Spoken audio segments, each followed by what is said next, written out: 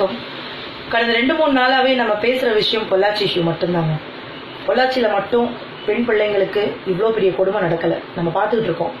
Daily ஏதாவது ஒரு ஊர்ல ஏதாவது ஒரு இடத்துல பெண் பிள்ளைங்களுக்கு பெண் குழந்தைங்களுக்கு எத்தனை வருஷம் அங்க பார்த்துக்கிட்டு இருக்கோம் இந்த கொடுமைய.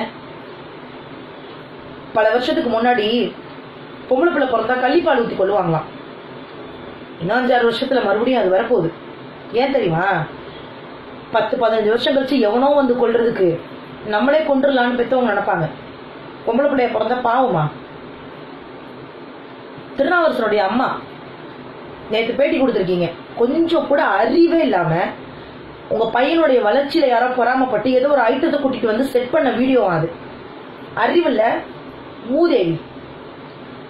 ஆத்திரத்துக்கு ஐட்டம் அழுகுறதுக்கும் தான் நம்பி வந்தவன் தன்னை ஏமாத்திட்டானேன்னு நினைச்சு ஒருத்தி அழுகுறதுக்கும் வித்தியாசம் தெரியாது எங்களுக்கு. மச்சான் இது தப்புடான்னு சொல்றதுதான் நண்பன். இதெல்லாம் தப்பே இல்லடான்னு சொல்லிட்டு தானடா எல்லாம் அந்த வேலையை பாத்தீங்க.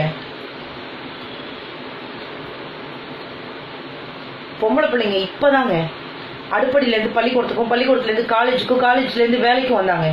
மறுபடியும் எல்லாரையும் அடுப்படிக்கு கொண்டு போயிடாதீங்க. எவ்வளவு கொடுமை, எவ்வளவு கஷ்டத்தை அவங்களும் தாங்குவாங்க. இதுக்கு நிறைய பேரு எனக்கு தெரிஞ்சு ஒரே ஒருத்தவங்களுக்கு மட்டும் சல்யூட்ங்க. இந்த மாதிரி ரேப் கேஸ் வரும்போதெல்லாம் எந்த வக்கீலும் அதுல ஆஜராக மாட்டாங்க, அவங்களுக்கு சப்போர்ட்டா பேச மாட்டாங்க. அப்ப அத்தனை வக்கீல்களுக்கும் ஒரு பெரிய நன்றி. இதுல இருந்து இப்ப என்ன பண்ணலாம்? நிறைய திட்டியாச்சுங்க. அவனை ஆணுறுப்பா இருக்கணும், அரபு நாடுகள் மாதிரி தண்டனை கொடுக்கணும், நிக்க வச்சு சுடணும், படுக்க வச்சு குத்தணும், எல்லாம் சொல்லியாச்சுங்க. இது எதுவுமே அரசாங்கம் செய்யாது.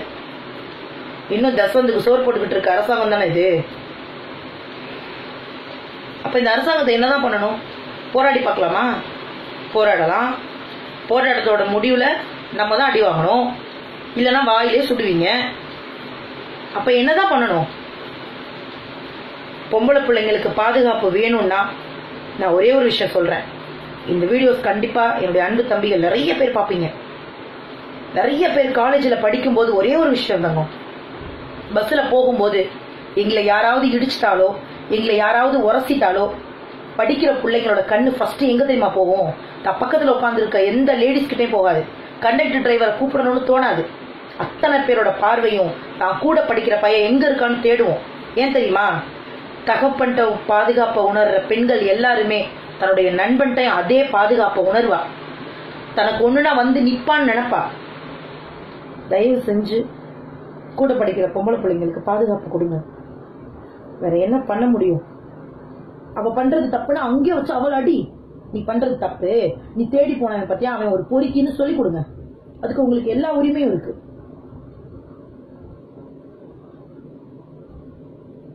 பொம்பளை பிள்ளைங்கள்ட்ட நிறைய தப்பு இருக்குங்க. செல்போன் நோண்டும் போது அம்மா சொல்லுவாங்கல்ல, செல்ல நோண்டாத, எவனையும் நம்பி போவாத, அதெல்லாம் கேட்டிருந்தா தானே. அதையும் கேட்கறது இல்ல. தப்பு நடந்துருச்சு. அந்த தப்புக்கு ஒரே வழி தண்டனை மட்டும்தான். சட்டம் கொடுங்க. எல்லா பொம்பளை பிள்ளைங்களும் காலேஜுக்கு போகும்போது ஹேண்ட்பேக்ல கத்தி வச்சுக்கலாம், தன்னை கெடுக்க வர்றவனை குத்தி கிழிக்கலாம், கொலை பண்ணா உங்களுக்கு ஆக்சுவலா இந்த விஷயம் இருக்குங்க. இது சட்டம் படிச்சவங்க இதுல யாராவது இந்த வீடியோஸ் பாத்தீங்கன்னா எனக்கு நீங்க பதில் சொல்லுங்க.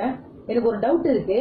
தன்னை கொல்ல வர்றவங்கள ஐ மீன் தன்னை இந்த மாதிரி யாராவது ரேப் பண்ண வந்தாலோ, இது கத்திட்டு தப்பா நடந்துட்டாலோ தற்காப்புக்காக கொலை பண்ணலாங்கிற சட்டம் இருக்குல்லங்க.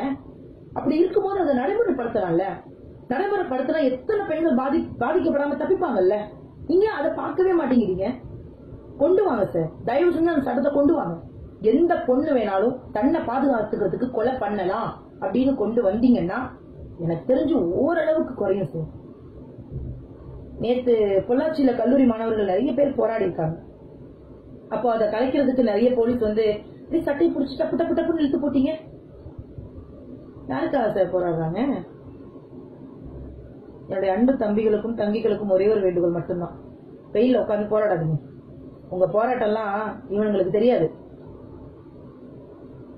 நம்ம கஷ்டம் உங்களுக்கு புரியாது. இதுக்கு ஒரே ஒரு வழிதான் இருக்கு. நான் ஃபாலோ பண்ண போறேன், முடிஞ்சா நீங்க ஃபாலோ பண்ணுங்க. அடுத்த மாசம் எலெக்ஷன் வருது. யாரும் ஓட்டு போடாதீங்க, ஓட்டு போடவும் போவாதீங்க. அப்படி போடணும் இல்ல ஓட்டு போடுறது நம்ம சட்டம் உரிமை அது இதுன்னா போய் நோட்டாக்கு போட்டுவாங்க. கேட்பாங்கல்ல, ஏன் ஓட்டு போடலன்னு கேட்பாங்கல்ல.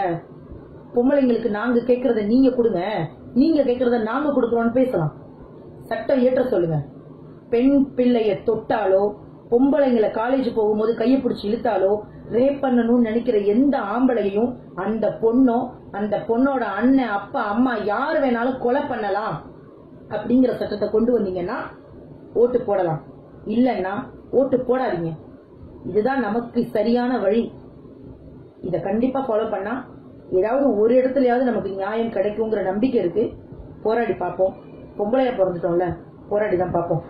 இருந்ததால அந்த வேலி மேல அவங்க அதிகமா சாஞ்சு அந்த வேலியே சாயற அளவுக்கு போயிடுச்சு. திடீர்னு அந்த வேலியை விஜய் அவர்கள் வந்து பிடிக்கிற மாதிரி அந்த வீடியோ இருக்கு. இந்த வீடியோவை தளபதி ஃபேன்ஸ் எல்லாருமே ரொம்பவே வைரல் ஆகிட்டு இருக்காங்க.